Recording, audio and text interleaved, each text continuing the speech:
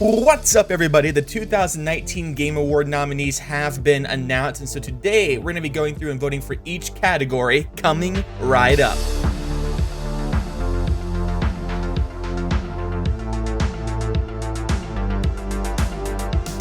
Games Come Alive 12-12-19. Let's go ahead and hop in and vote. I don't really know who the nominees are. I've seen Game of the Year going around. I know people are saying that not the Last Jedi, Star Wars Jedi Fallen Order got robbed. All right, so first things first, we have Game of the Year. I'll give my winner in a second. I will give a special shout out to The Outer Worlds. I've been playing it and absolutely loving it, but I definitely don't think it's like Game of the Year worthy. Great game overall, but Game of the Year, I'm gonna go ahead and give to Super Smash Bros. Ultimate. Gotta sign in to vote. What the crap, Geoff Keighley? Hey, there I am. Nice, Kazrisk. Perfect. All right, vote now, Super Smash Bros. You've earned a token, a badge, voted in one category. You voted for Super Smash Bros. All right, thank you.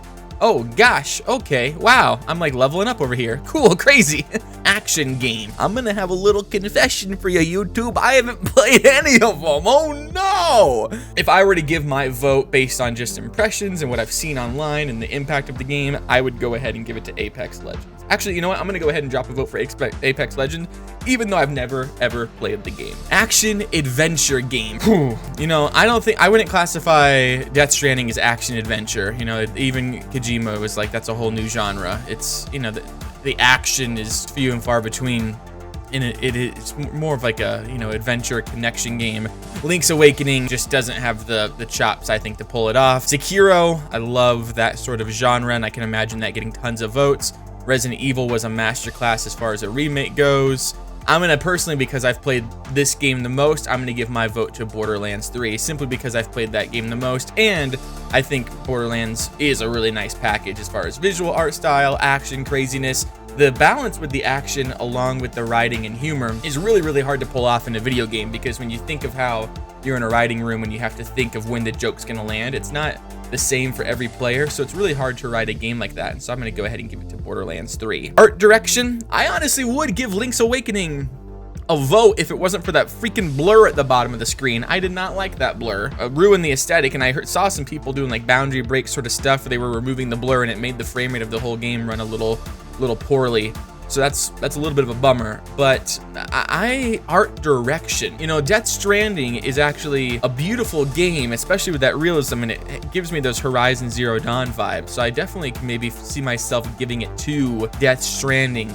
And the menus and the UI, and even just when you kind of go beyond that and just the aesthetic of the game beyond and transcending the game itself, but in the marketing, the promotional stuff, I'm gonna give it to Death Stranding here. Audio design, recognizing the best in-game audio and sound design. Once again, the music of the game. I mean, is that a later category? Is music a later category?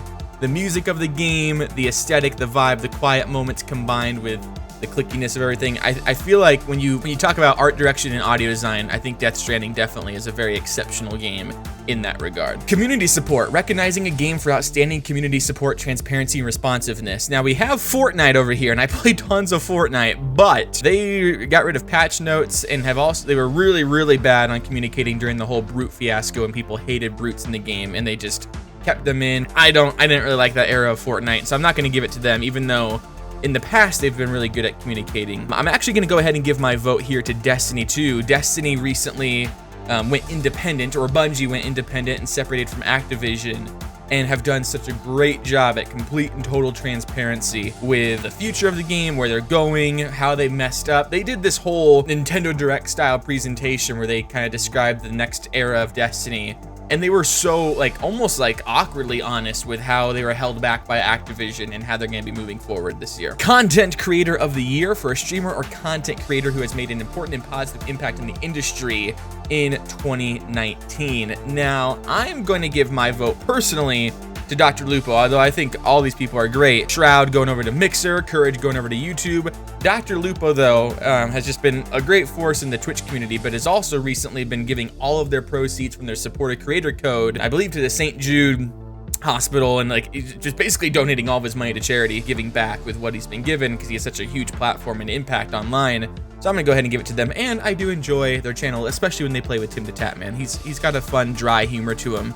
kind of a darker humor too, and I enjoyed his Minecraft videos, so I'm gonna give it to him. Esports coach, I don't know. Gosh, I don't know who these people are. I don't know who any of these people are. That's what I'm not even gonna vote for. I mean, do I just vote for someone with the prettiest face? I don't know. Esports event, recognizing a singular event across singular multiple days that delivered a best of class experience. Evo, Fortnite, dude, the Fortnite World Cup was legit. That was incredibly well produced. I'm giving my vote to that. That was so well done. Esports game of the year. You know, I've once again feel pretty partial to Fortnite because I play so much of it. Esports though, you know, they've done a lot with arenas. They gave out all that insane prize money to Booga. Booga then went on to be on Jimmy Fallon. Pretty remarkable impact as far as the games industry goes and kind of exposing the esports scene to the world.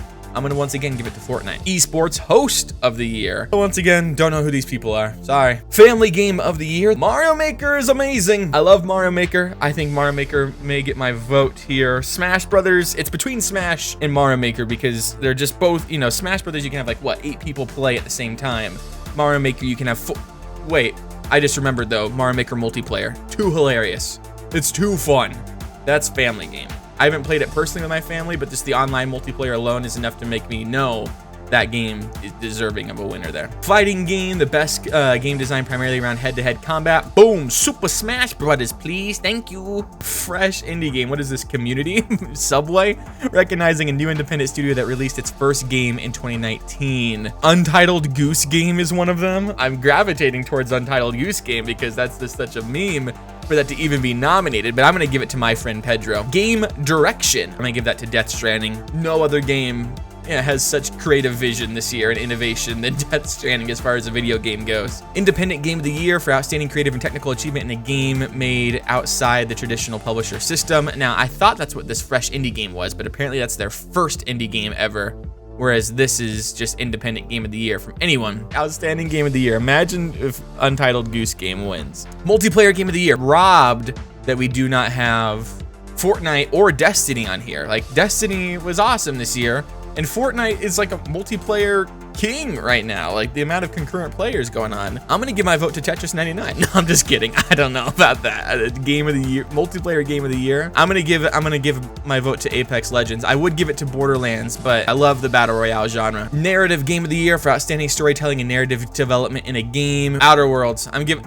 the Outer Worlds narrative is so good. The play on the kind of poking fun at capitalism, Fallout vibes you get, the different interwebbing, you know, narratives and dialogue options, and the depth for the characters. Death Stranding is another really easy vote for this, and I could easily give it to Death Stranding even based on what I've seen with the exposition developed between all of the characters, but I'm gonna give my vote to Outer Worlds here. Definitely.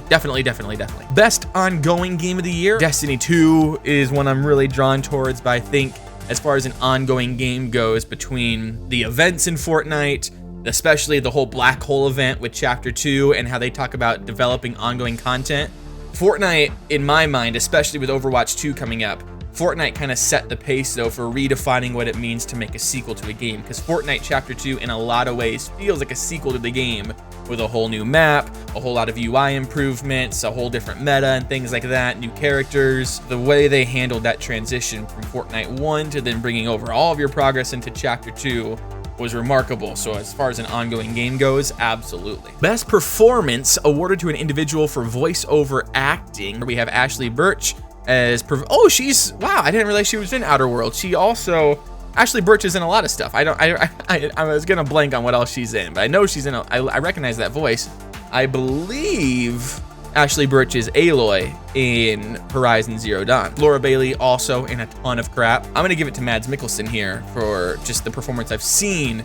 Once again, redefining video games and what it means to have performance capture in a video game. Just the facial expressions, the emotion, all of that. Best role-playing game of the year for the best game design with rich player character customization and progression, including massively multiplayer experiences, have Outer Worlds without a doubt. It's 100% what I've always wanted from the future of Fallout. Ever since I played Fallout 3 in New Vegas, that's this game. If you haven't played Outer Worlds yet, you need to go play it. Score and music. I'm actually, because, and they knew it too, Cadence of Hyrule had such good remixes of the classic Zelda tunes, and so well done, mixed with the gameplay. I feel like, you know, because Death Stranding's obviously gonna sweep with a lot of these awards, So I got to give a special shout out to Cadence of Hyrule when that opportunity presents itself. Absolutely. So happy that it's even nominated. That's awesome. Sports and Racing Game of the Year. We have Crash Team Racing Nitro Fueled, Football Pro Evolution Soccer. What? Wait a second. Why are these even combined? Sports and Racing Game?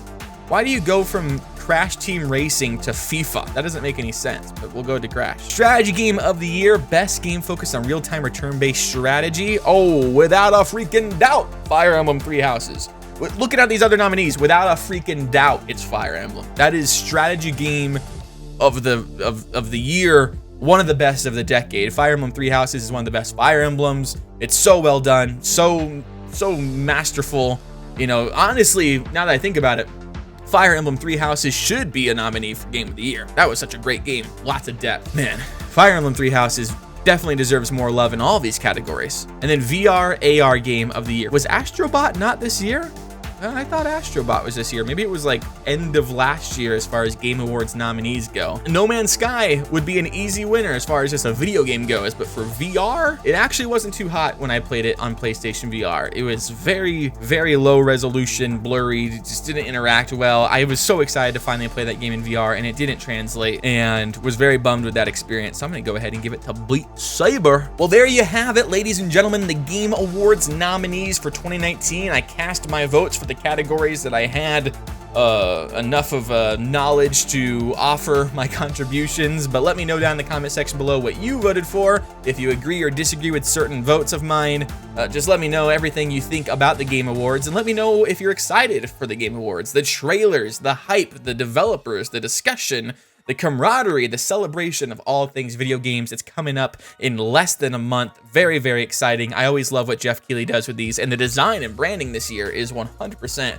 phenomenal. I will be reacting to the trailers, the awards, the announcements, everything, soaking it all in and distributing that content back to you guys. And so I'm really excited for that. Be sure to tweet at me and comment and all of that as the Game Awards are happening. Would love to talk to you guys about it. I'll talk to you guys down in the comment section below, but until next time, bye!